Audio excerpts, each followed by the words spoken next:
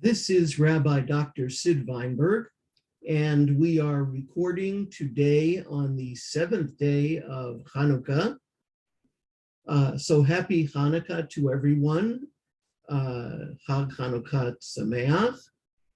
And we hope that you have enjoyed this period of time, which is filled with family and light and presence. Mostly for the children. Well, there is a lot for us to talk about. We have not been on the air for quite a while. And so I am glad that you are with us. And I hope that together we can begin to talk about some issues that are very, very difficult. First of all, yesterday, we celebrated 3 holidays in one. We had Shabbat, we had Rosh Chodesh, and we had Hanukkah. Shabbat brings us the light of peace. Rosh Chodesh brings us the light of anticipation. And Hanukkah brings us the light of redemption. But we cannot really go any further unless we talk about what happened in Oxford, in Oakland County, in Michigan. For those of you who may not know, E and I both live in Oak Park, which is also in Oakland County, and is a similar kind of community to Oxford, which is not all that far away from us. And so I think that what happened has hit us here more than it would have hit elsewhere. But you know, it is very hard to feel anything now except frustration. As many of you probably are also, I am tired of thoughts and prayers. We need action.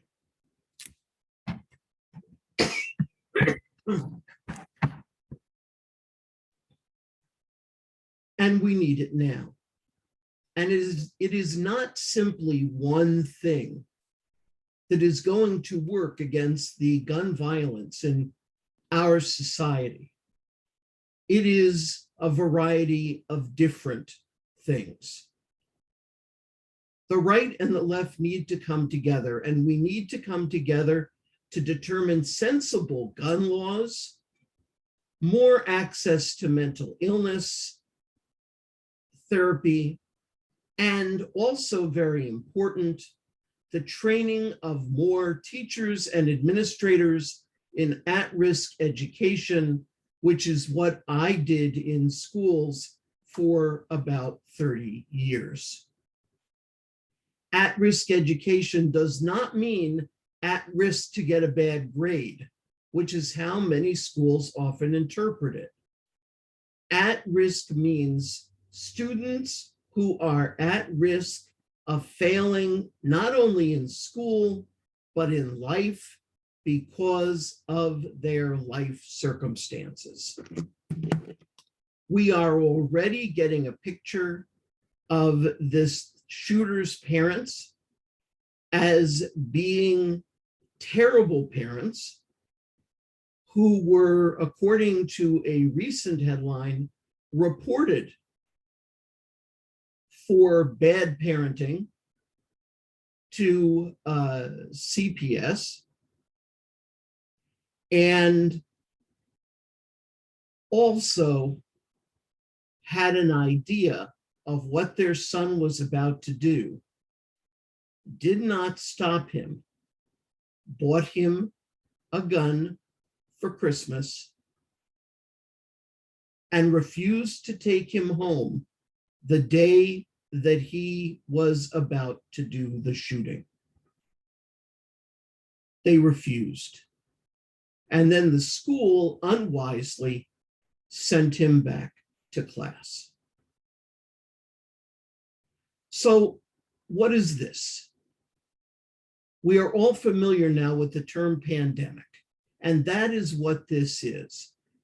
Gun violence is not a political issue. It is a health issue. It is a pandemic that has swept the United States and not other countries on the same technological level that we are. And so we need to look to other countries around the world, to England, to Switzerland, to France, to Germany, and we need to figure out how we stop this pandemic. It is not going to be as easy as getting the vaccine, but I guarantee you it will be very controversial. We should not, first of all, be giving up our children in favor of the Second Amendment right to bear arms. However you want to interpret the Second Amendment, and there are a variety of interpretations, it is not a freedom that is worth the destruction of our children. There will be all kinds of talk about gun laws for the next 2 weeks. And then the NRA will spend a lot of money giving it to both Democrats and Republicans. And all of a sudden, all that talk will fade. And we will be back to the Florida situation, the Texas situation, where all you need to do is go into a store, buy a gun. You don't need any license. You don't need any concealed carry license. You can do what you want. I am sure that that is not what the founding fathers wanted when they wrote the Second Amendment. In any case, we all have a job to do, and that is we have got to find a way to end this pandemic. We've got to care enough about it to make our own sacrifices so that we no longer sacrifice our children. It is a Chillul Hashem that we have parents who go in mass numbers to school board meetings and complain about masks, but do nothing about guns that get into our schools. Now, E is with me today, and he is a student at a local private school. And so I would like to ask him some questions, because right now we've got a lot of adults talking about this, all the talking heads on TV, etc. But it's really important that we hear from the perspective of young people. As you know, E is a middle school student and is 13, almost 14 years old. And so we're going to ask E some questions. So, E, you were telling me before that you do have lockdown drills at your school. Could you describe what happens? When there's a lockdown drill, there'll be an announcement over the loudspeaker, and then the teacher will go pull down the blackout curtain so you can't see into the classroom, lock the door, and we all go into the corner of the room. So you can't see us, even if the window was, so you could see, even if the window blackout curtain wasn't rolled down. And do they ask you to lock the doors? Yes. Do they tell you what to do if someone knocks on the door and says that they're the police? No, they have not discussed that with you. No. Okay, because one of the classes in Oxford did get someone who knocked on the door and said they were the sheriff. And they refused to open the door, which was the correct thing to do, right? Yeah. Because anybody can say that they're the sheriff. And then the sheriff said code red, and that meant you can get out by the windows, go to the windows and get out. And so that's what they did. But it may be something interesting for you to bring up if this is discussed at some point. How do we know, or what do we do to know who is knocking on the door to try to get in? Okay? Yeah. So my second question to you is, how do you feel when you do this? How do you feel when you get in the corner? Whenever we have a lockdown drill and we get into the corner, it feels like kind of like silly because like we're all like crammed into the corner and it doesn't seem like it would be very effective. And then the administrators go and shake on the door handle to make sure that it's locked, and it's not really something that's taken very seriously, and it doesn't feel like something that's like that would like actually like help if there was an actual lockdown. Okay, and do you now think, having seen this happen in Oxford, do you now think that these lockdown drills might be more worthwhile? Yes. And I think they'll probably even change a bit since that happened. But I don't know how they would change, but they'll probably change in some way, shape, or form. Okay, based on what we know about this particular shooting in Oxford, what other security measures do you have at your school? The other security measures that we have is to get into the school to where any students are likely to be. You have to go through 5 doors, which are normally locked. And the only way to get through them is if the security guard or the person at the front desk buzzes the door open for you. And then the rest of the doors from there, they can be easily closed and locked. And also, as I said before, that there's a security guard near the front desk. Well, you're kind of lucky because you are going to a school that was recently built. And so you have more technology than, say, some older schools.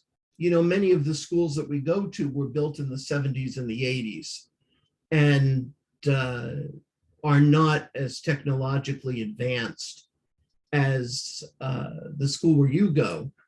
And I'm assuming, I don't know if you know this, I'm assuming there are probably cameras around too, especially by the doors.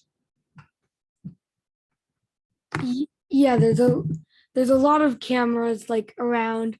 Not in the I don't think there's cameras in the classrooms, but definitely in the hallways. And also most of the lights also are motion censored. So if there's somebody walking there that shouldn't be walking there, the lights will turn on so the security guards can clearly identify the person. So I've not asked you this question before, but I'd be really interested to know, what ideas do you have about how we can stop all of this violence, this pandemic? I think we can stop this if in like schools we learn more about this kind of stuff instead of just pretending that it doesn't happen. Um, and even though our school is very technologically advanced and we have like cameras and all of that stuff, it's still very possible that something like that happened. I'm sure at Oxford they said that it would like never happen, but I think if the students learn more about things like this happening, then it could be more easily prevented.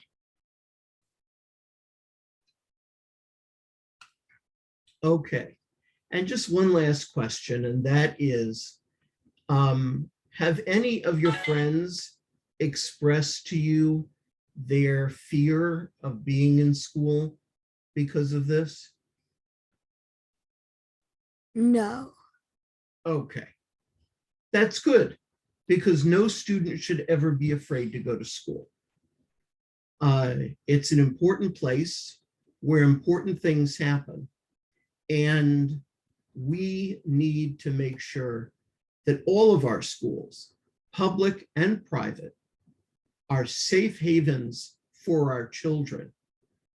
And they also need to be places where we can help kids that are having difficulties, that are at risk, that may be very, very depressed, that we can help them by listening to them, by having compassion on them, and by targeting them for intervention before we get to this point.